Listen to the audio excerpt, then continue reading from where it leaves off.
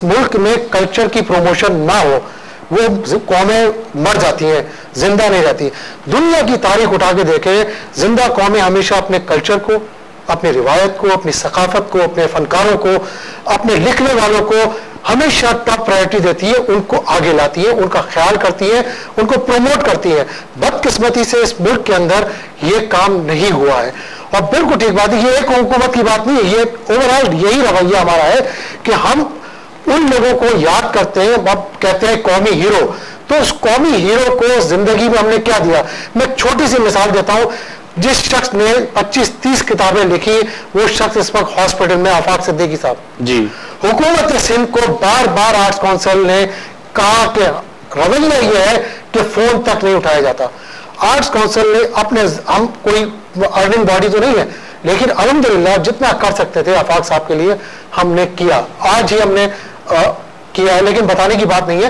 इस तरह हम कोशिश करते हैं अपनी बिसात में रहकर, लेकिन हुकूमतों के रवैये इसी तरह है, चाहे वो आर्ट हो, लिखने वाले हो, शायर हो। मेरी साहब उन्होंने ज्वाइन किया हमें और उनको अगर आप की इजाजत हो तो शामिल करें। आसिफ मेहदी साहब, बहुत शुक्रिया कि आपने टाइम निकाला और हमें वक्त दिया। यकीनन आज ऐसे लम्हात जो ना सही आप सब, आपकी फैमिली पर पाकिस्तान के तमाम लोग जो हैं वो आपके गम के बराबर शरीक हैं, आप फर्जन हैं। आसिफ मेहदी साहब, मैं अपने नाज़रीन को बताता चलूं कि उन्होंने अभी ज्वाइन किया। आसिफ मेहदी साहब, क्या कहेंगे आप आपके अपने वालिद के लिए जिन्होंने पाकिस्तान का नाम पूरी दुनिया में रोशन किया, आप उनके फर्जन हैं? तो बहुत बड़ा कामयाब हमारे साथ हुआ है जी। अल्लाह उनको मकसद हो उनकी और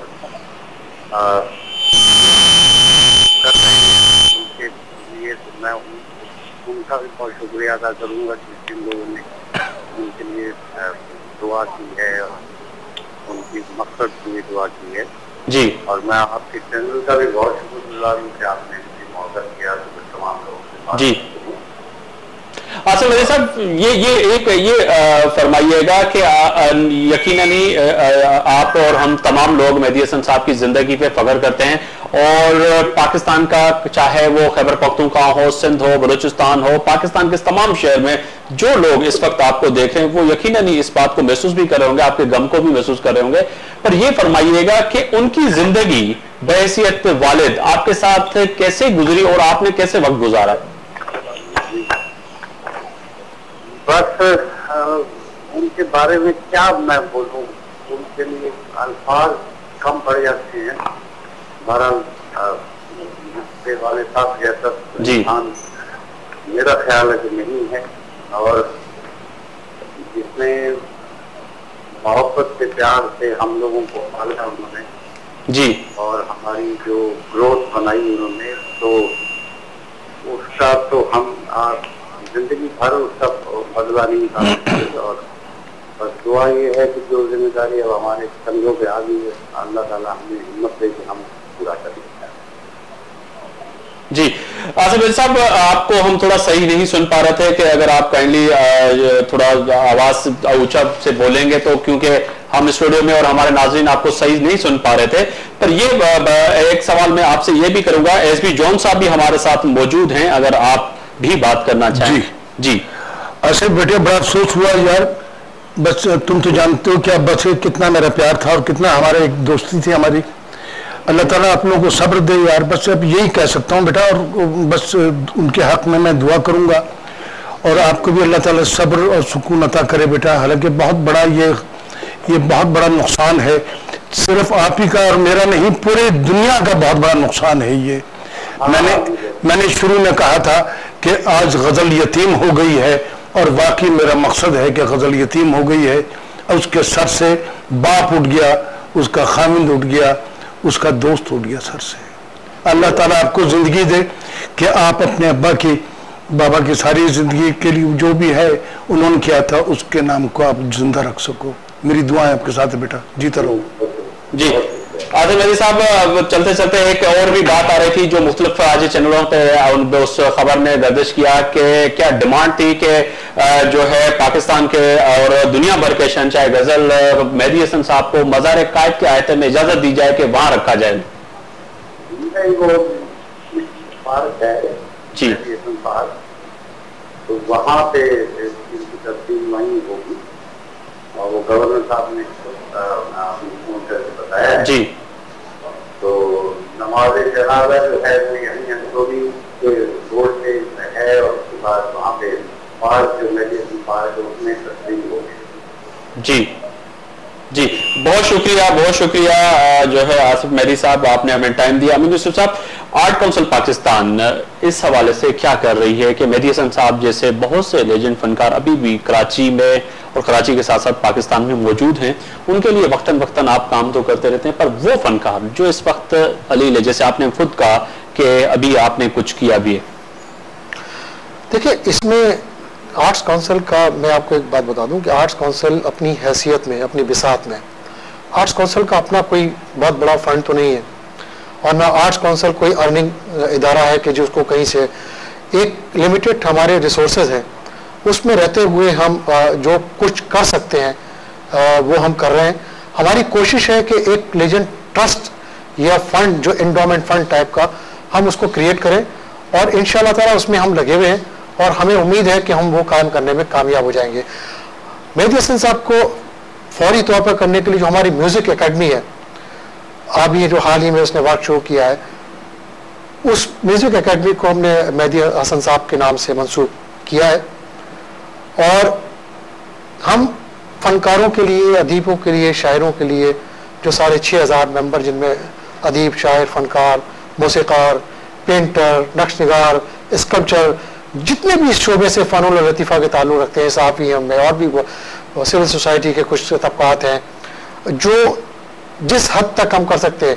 और दूसरी एक बात और मैं बता दूं कि हमारा काम कुछ फैसिलिटेटर, हमने कोशिश की है कि गवर्नर साहब ने जो फंड बनाया है उनसे भी हमारी गुजारिश वक्तन फ़वक्तन हम करते रहते हैं और वो भी आर्टिस्टों की उस फंड से जो लीजेंड ट्रस्ट उन्होंने बनाया हुआ है उससे वो हमारे रिक्वेस्ट पर, दरख्वास्त पर खुद भी वो करते हैं। अभी आलमगीर को हाल ही में गवर्नर साहब ने उनके इलाज के लिए $50,000 और उसके अलावा और भी बहुत से हैं जो गवर्नर साहब भी खुद बराह रास्त भी करते हैं और हमारी दरख्वास्त पे भी वो करते हैं। अभी भी हाल ही में उनसे हमने दरख्वास्त की थी कि इस शहर में, इस सूबे में ऐसे आर्टिस्ट हैं जिनको ज़रूरत है आपकी, हुकूमत की और हम सब की, तो उसको कुछ करें। तो उस पर इंशाल्लाह ताला हम बैठ के कर रहे हैं और हम सब कोशिश पूरी करेंगे कि जो कर सकते हैं वो करें और उनकी जिंदगी में करें। जी, एसबी जॉन साहब, मैं आपकी तरफ आऊंगा। आज जब ये खबर आई तो यकीनन ही दुनिया भर ने इस खबर को सुना भी, पर पड़ोसी मुल्क हिंदुस्तान के मुख्तलिफ इलेक्ट्रॉनिक्स मीडिया ने तमाम मामूल की नशरियात रोक कर